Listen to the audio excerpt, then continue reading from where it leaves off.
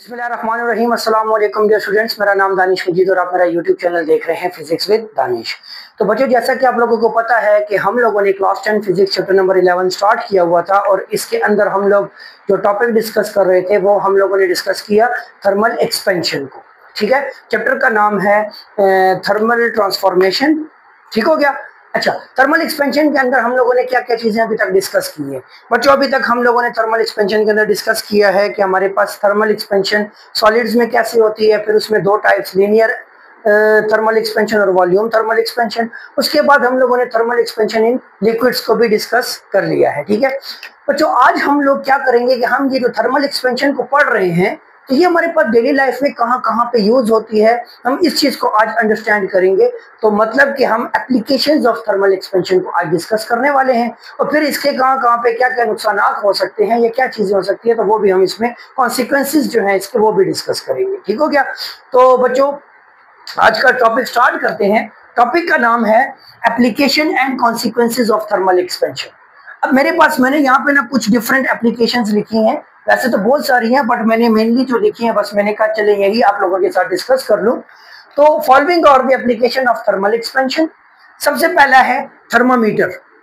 Thermometer क्या होता है? थर्मामीटर एक डिवाइस है जिसको हम यूज करते हैं किसी भी ऑब्जेक्ट को का टेम्परेचर फाइंड करने के लिए। ठीक है, मतलब जैसे आप बीमार होते हैं, डॉक्टर के पास जाते हैं तो डॉक्टर क्या करता है, सबसे पहले थर्मामीटर लेता है और आपका टेम्परेचर, आपकी बॉडी का टेम्परेचर मेजर करता है। ठीक है, अब उसके पीछे क्या होता है, तो हमारे पास थर्मामीटर के अंदर बच्चों एक्सपेंशन इन लिक्विड्स यूज होती है। Expansion in liquids is used to measure the temperature of the object in mercury thermometer.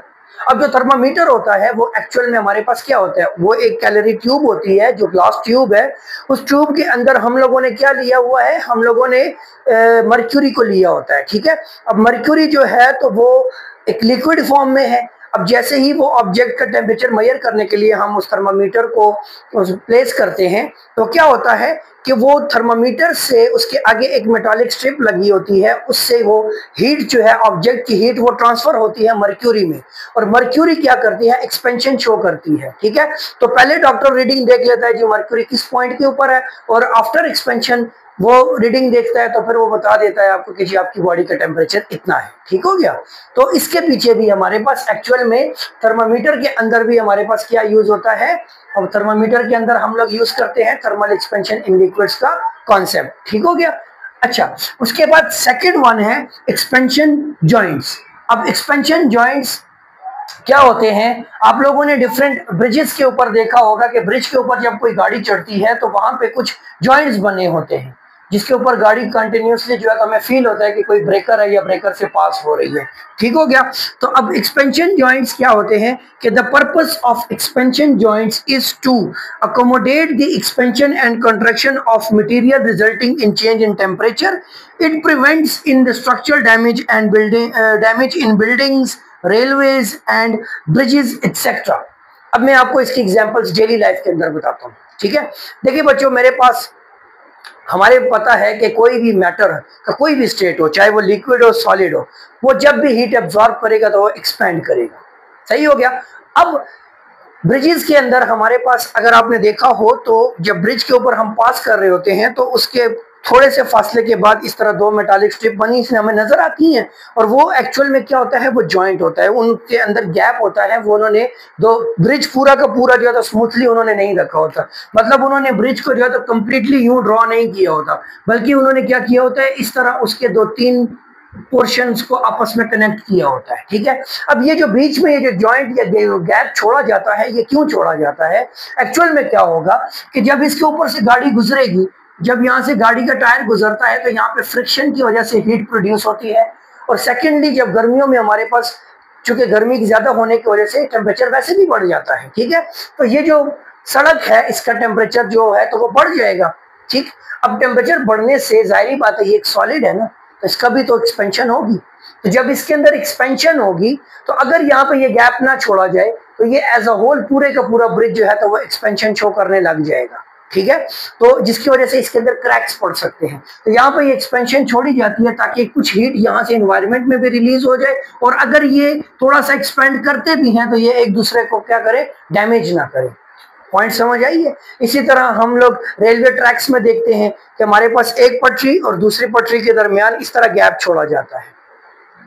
क्यों छोड़ा जाता है? ताकि जब ये एक्सपेंशन शो करें तो ये एक दूसरे को डिस्टर्ब ना करे, इसमें कोई यूं बैंड से बाहर की तरफ ना जाए, क्योंकि यहाँ पे फिर रेल का हादसा होने का भी खतरा होता है। ठीक है, तो वहां पे भी हमारे पास ये थर्मल एक्सपेंशन का कॉन्सेप्ट ही अप्लाई होता है। ठीक है, अच्छा, उसके बाद एक्सपेंशन जॉइंट्स की उम्मीद करता हूँ समझ आई होगी।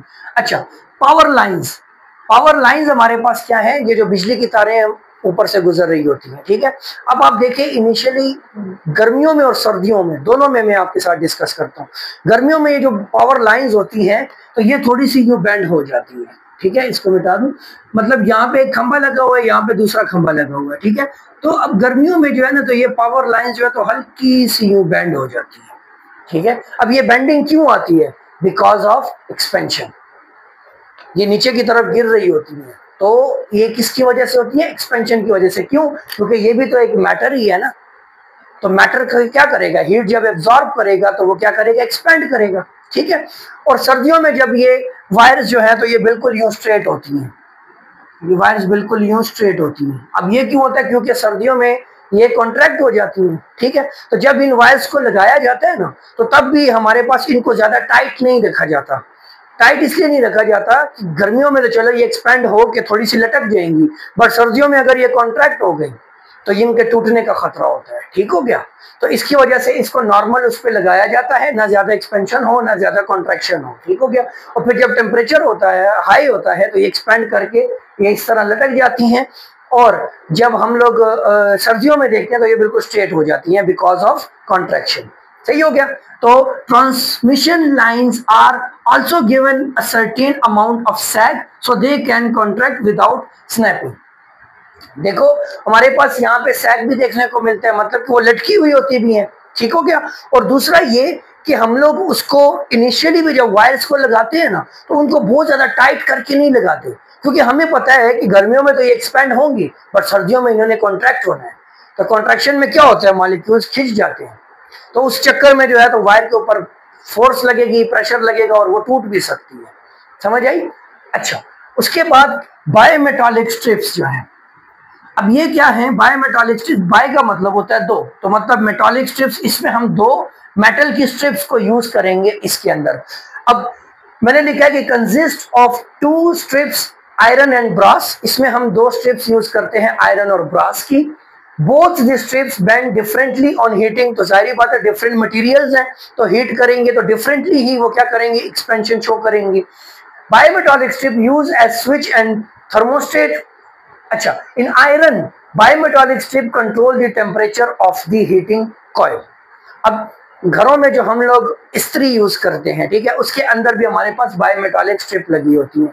अब वो क्या करती हैं कि वो टेम्परेचर की ओवर हीटिंग को कंट्रोल करती है। हम इस्त्री को एडजस्ट करते हैं ना 4 पे, 5 पे, 6 पे। ठीक हो गया? 4 पे कर लेते हैं। ठीक, उसमें अब क्या होगा कि ये दोनों मेटल स्ट्रिप्स हैं और ये दोनों आपस में यूं कनेक्टेड होती हैं एक तरीके से, जिसकी वजह से ये सर्किट जो है तो इनके दरमियान पूरी की पूरी इस्त्री का सर्किट जो है तो वो कंप्लीट होता है। ठीक हो गया? अब जैसे ही ये हीट एब्जॉर्ब करेंगी, क्योंकि करंट फ्लो कर रहा है रेजिस्टेंस की वजह से, ये हीट अप होंगी। हीट एब्जॉर्ब करने से इनके अंदर एक्सपेंशन आती है। जैसे एक्सपेंशन होगी ना, तो क्या होगा? इनके दरमियान का जो सर्किट है, इनके दरमियान एक गैप क्रिएट हो जाएगा। तो जैसे ही गैप क्रिएट हो गया, एक्सपेंशन के होने की वजह से गैप क्रिएट हो गया, तो ये सर्किट क्या हो जाएगा? ओपन हो जाएगा। तो फिर यहाँ से करंट फ्लो नहीं करेगा। तो जब करंट फ्लो नहीं करेगा तो मीन्स कि यहाँ पे हमारे पास हीट ज्यादा अब और नहीं बढ़ रही। समझ आई? तो टेम्परेचर मेंटेन हो जाएगा। फिर हम क्या करते हैं? कपड़े प्रेस करना शुरू करते हैं। तो प्रेसिंग के दौरान क्या होता है? हीट ट्रांसफर होती है आयरन से कपड़ों के अंदर, जिसकी वजह से अब इस पूरे की पूरे आयरन का टेम्परेचर वापस क्या हो रहा है? डाउन हो रहा होता है। ठीक हो गया? तो जब डाउन हो रहा है तो फिर एक पॉइंट आएगा कि वो दोनों इस लेवल पे पहुंचेंगे, दोनों वापस आपस में कनेक्ट हो जाएंगी, एक्सपेंशन वापस कम हो जाएगी, कॉन्ट्रैक्शन होगी। तो ये जब वापस कनेक्ट होंगी फिर यहाँ से करंट फ्लो करने लग जाएगा। जब दोबारा करंट फ्लो करेगा तो फिर इनका हीट इंक्रीज होने लग जाएगी, फिर एक्सपेंशन होगी। तो मतलब ये प्रोसेस आयरन के अंदर ये हमारे पास कंटिन्यूसली चलता रहता है। और अब इसको परफॉर्म किया जाता है इस बायोमेटालिक स्ट्रिप के जरिए, इसको कंट्रोल किया जाता है। तो यहाँ पे लिखा है कि इन iron bimetallic strips control the temperature of the heating coil. अब वो क्या करते हैं, वो टेम्परेचर को कंट्रोल करते हैं हीटिंग कॉइल। जब हम ऑटोमेटिक लेवल पे लगाते हैं ना आयरन को, तो वो ऑटोमेटिक में यही प्रोसेस होता है कि उसमें वो फिर टेम्परेचर को कंट्रोल करता है, और ये एक्सपेंशन के जरिए बायोमेटालिक स्ट्रिप्स के अंदर।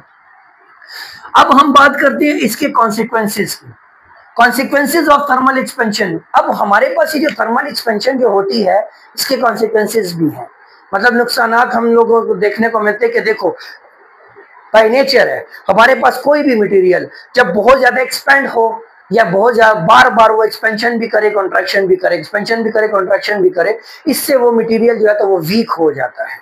समझ आइए। तो एक तो ये हमारे पास नुकसान है। बिल्डिंग्स की बात करें तो बिल्डिंग्स भी अंदर भी ये कंप्रेशन और कॉन्ट्रैक्शन होती रहेगी, तो बिल्डिंग्स जैसे जैसे पुरानी होती है तो वो क्यों जो है तो वो खराब होने लग जाती है, तो वो इसी वजह से होती है। गाड़ी का इंजन देख लें, गाड़ी का इंजन हम शुरू में लेके आते हैं तो उसकी जो परफॉर्मेंस है वो कुछ और होती है, वक्त के साथ साथ वो जैसे जैसे गुजरते हैं उसके अंदर भी तो अब हीट प्रोड्यूस होती है, हीट की वजह से कभी कंप्रेशन होती है, कभी कॉन्ट्रैक्शन एक्सपेंशन होती है, कभी कॉन्ट्रैक्शन होती है।